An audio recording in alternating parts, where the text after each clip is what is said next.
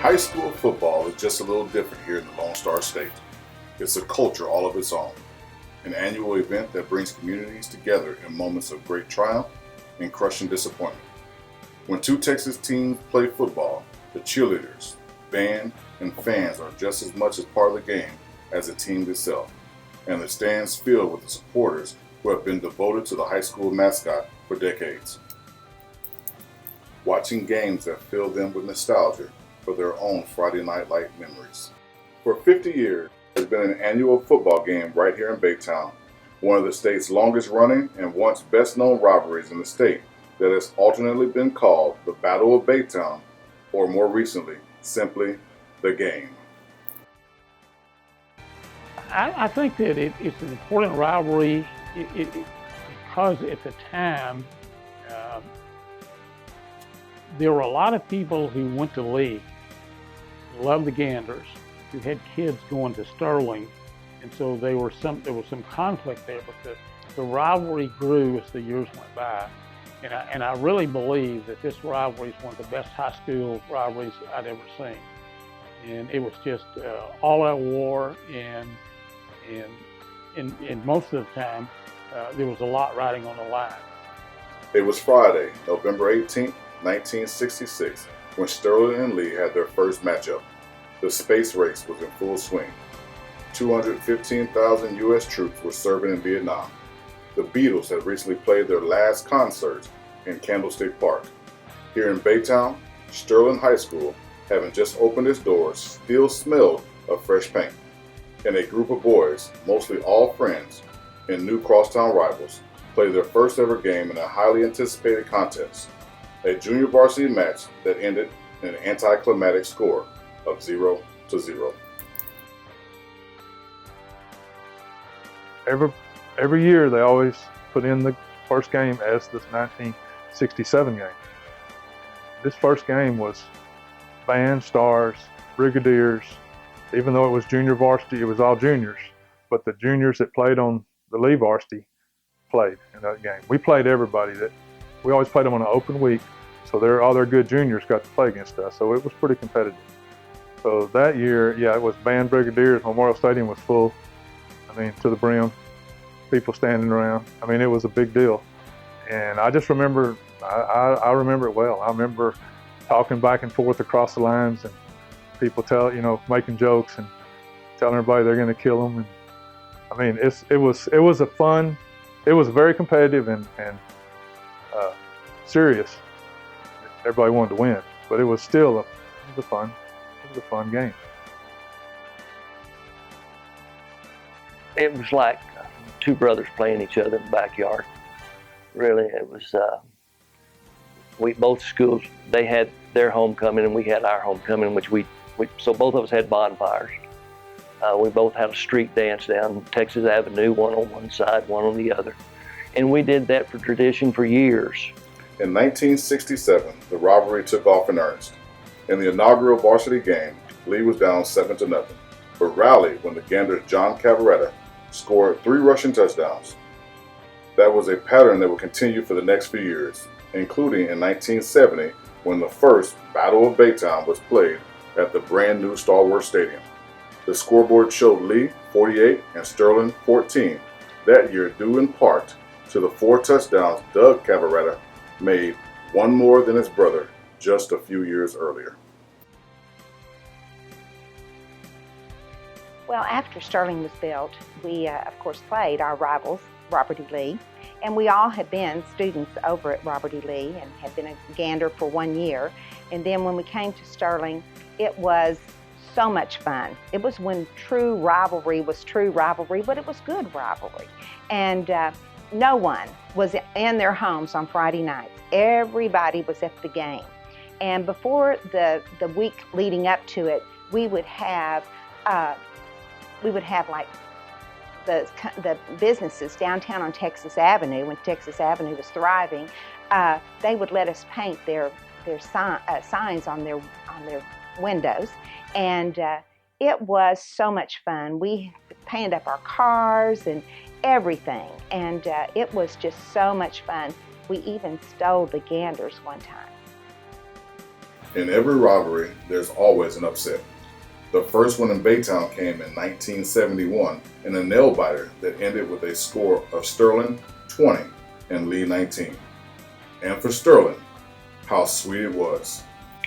Another ball game that really comes to mind, it's not so much because of the game, but how it was won and the aftermath, was 1971, when Sterling won for the first time on an intercepted pitch out by Russell Clark.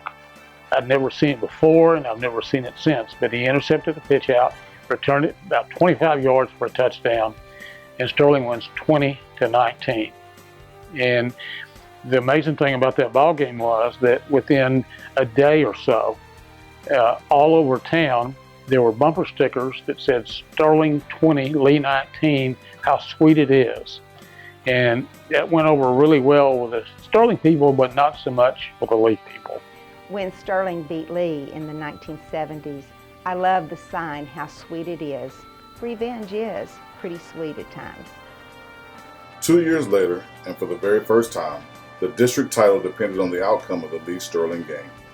22,000 fans packed into Stalwart Stadium to watch the Battle of Baytown, a stadium that had the capacity for 16,000. The tension was high, and so were the stakes. Sterling needed to win the game by 14 points, or they needed for Galena Park High School to lose their game. In the fourth quarter, word spread like wildfire through the stands. Galena Park had fallen to North Shore. With only 34 seconds left in the game, the Rangers scored and the contest ended 6-3. The 1973 game was Sterling's third straight win and third straight district title. That is the only time during season, football season, that I never talked to them. You didn't have to, because everybody else in the school, parents, fans, they were gonna give them all the pep talk they needed. So I didn't. If I did, it would be an overkill. So I learned that after the first year. But it was, the way your heart beat and the nervousness of playing in that type of ball game was tremendous. In 1975, Sterling was the series leader, having won 5 of the 9 contests. But in 1976, Lee tied it up, besting Sterling 26-8 and winning their first district title since 1970. For the next several years, Sterling was a victor until 1982, when the teams tied 7-7. A tie also followed the following year when Lee and Sterling battled to a 14-14 finish. Ron Kramer took a lot of time with the Ganders. It wasn't necessarily one person on the team. He was interested in all of those young men becoming stronger and becoming good men as they grew up. The Ganders made a comeback in the second half of the 1980s, winning several games in a streak beginning in 1986, when sophomore quarterback Donald Thompson scored 3 touchdowns, earning the Chevron Award for the Ganders. When the Lee-Sterling game came around, it was the whole week. We were super excited. There were lots of things going on. We decorated. We had a special routine that we performed for that game so that we could show the crowd all of our spirit. The stands were just extra exciting, and there were a lot of things that we did special just for that game. In the fall of 1987, Robert E. Lee students were still attending school half a day at Sterling while their campus underwent repairs following the fire that caused significant damage to the school. In 1987-88, Lee had caught fire, so Sterling was going to class in the mornings, and we came in, I guess, afternoon. And so that year, the school was decorated maroon and white at Sterling, and we stomped on the Ranger in the Commons, and the band walked through the hall playing Dixie. And then we go out, and I think the final score was 44-14, and yeah, that was quite thrilling. to know that we just stomped you and we did it in your school. So that was fun. Lee tied the series in 1990, coming back from a Sterling lead of 15-7 at halftime to score 15 unanswered points. But in 1991, the 25th anniversary of the game, Sterling replied with a 37-7 win, the largest margin of victory in the history of the game up to that point. They shut out the Ganders the following year, posting a score of 28-0. And then as a sophomore, I was on varsity, and that Monday you get to school, you're getting candy and all this stuff, and it's all being built up. Like Monday's one thing, Tuesday, Wednesday, Thursday, up to Friday, and it's built up to the game. And then the game is like, it's intense, but it's also a lot of fun. There's a lot of pressure. Me being a quarterback, and it was my sophomore year, the first time I experienced it. It was a lot of pressure. We hadn't won a game all year, and we were hoping to beat Sterling, but we came up a little short. But it was a good experience. He won the next 6 games until Sterling broke their streak in 1999. Throughout the decades of the game, it hasn't just been the kids who've taken the rivalry to heart. Sometimes the coaches got in on it too. Or got it too. I went to the Chevrolet dealer and ordering a truck, and they kept trying to sell me one on the lot, and I wanted to have on it what I wanted to. And this guy said, "No, let me show you this one," and he brings out this beautiful maroon car. I said, "Color's wrong. I won't have it. I've never had one. Sunroom to A&M, I wouldn't wear maroon. Still won't wear it today." House was egged, my car was egged, I was egged. And of course, to get back to my immature ways, I stood out in front of my house hidden behind trees, and these guys came by. They threw eggs at my house. I fired some eggs back. And then they whistled around, they were gonna get me, and I laughed. I thought that was funny. But we had geese in our yard that were painted blue. In 2007, the Ganders shut out Sterling, but it came at a heavy price. On the first play of the game, Lee's running back Jarvis Moore, a 4-year starter, broke his leg, ending his season. Injuries plagued the Ganders the entire season. The following year, Sterling posted a score of 21-20, its first win in the series in the 21st century. In 2014, the Rangers scored 49 points, the most points that the team had ever scored in the history of the game. Last year, in 2015, they won again. Still think there's a lot of passion in that ball game. This is not just for Sterling and Lee. This is for Baytown. We both got to come out here and compete for Baytown.